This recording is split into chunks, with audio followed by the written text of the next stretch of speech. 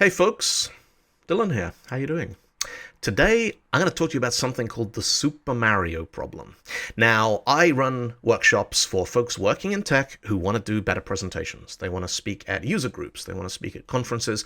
They just want to do awesome, pitches and demos when they're running meetings within their own companies. And one of the things that I talk about in those workshops is I talk about how to rehearse effectively.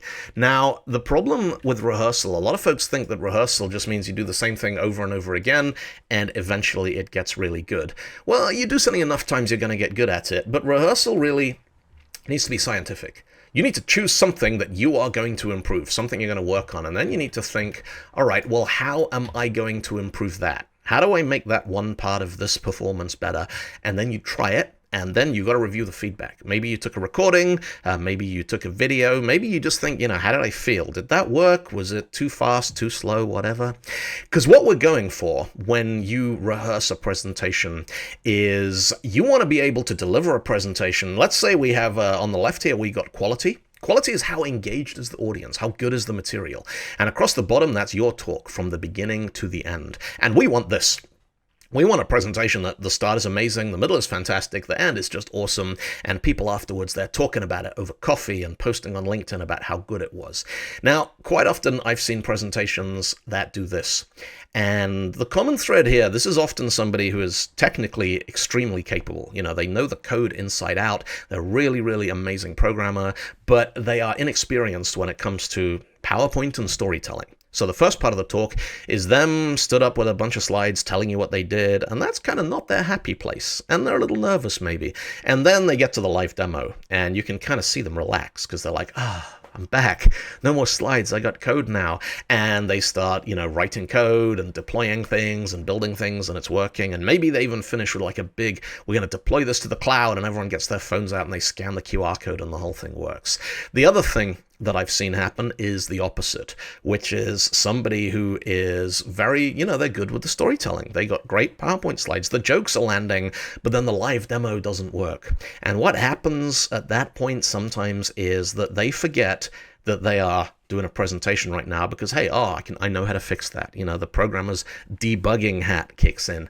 And so suddenly they're like, boom, and they're tap, tap, tap, tap, tap, and trying to figure out the problem. Now, I've seen some great live debugging where they're keeping the audience engaged. They're talking them through it. I've also seen some sessions where after 2 minutes, the audience is kind of looking at each other going, are they coming back? Should we still be here? Now, one thing that I've seen probably more than anything else is this phenomenon. So what happens is somebody has a presentation and they go to rehearse it, and the first time they run through it, they're like, hi everyone, I'm Dylan, welcome to my talk about, no, okay, I didn't like that. Let's start again. Take it from the top.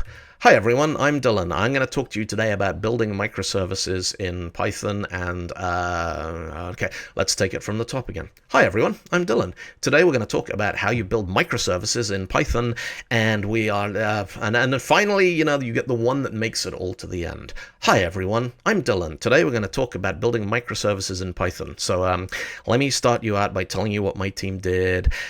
The problem is, it's what I call the Super Mario problem.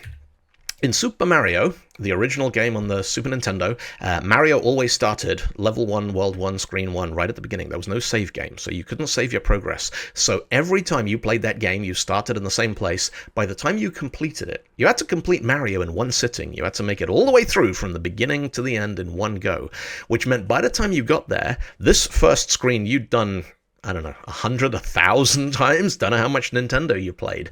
But the last screen, you'd probably only ever done that once, because the first time you did it was also the first time you completed the game, and then you go back to the beginning, hey, level 1, world 1. And so all of the rehearsal, if you like, all of the improvement is happening in the earlier parts of the game. So when I see folks rehearsing presentations, or when I rehearse my own presentations, what I tend to do is I start with the beginning and the end. If it's a 1-hour talk, I'll start with the first minute and the last minute. How am I going to open this thing, and what am I going to say? What's the last thing I'm going to say before the end? And then I'll pad that out to the first 5 minutes and the last 5 minutes. And then the first 15 and the last 15. And finally, they join up in the middle, and then you just run through it a bunch of times. And every time you do, Everything improves a little bit, but the beginning and the end are always going to be the strongest because they are the bits where you spent the most time. Now, there's a couple of things about this that work really well. One is, even if it goes a little bit wobbly in the middle, if you have a live demo that doesn't work, or the timing's a little bit off, or you break to take some questions, you know what the home stretch looks like. You can see the finish line. You're like, right, I know how to get from here to there. I've done this. I got this. It's fine. You also know how long that's going to take. If you are on a timetable and your talk finishes at 2 o'clock sharp, and you know that your home stretch is 10 minutes long, then you know you need to be on the home stretch at 1:50. And then you can relax and know that you're going to bring this thing home on time. And so if you do need to cut anything, or there's anything where you need to juggle things around a little bit, that happens in the middle. And that's where it's less likely to make an impression, less likely to be remembered.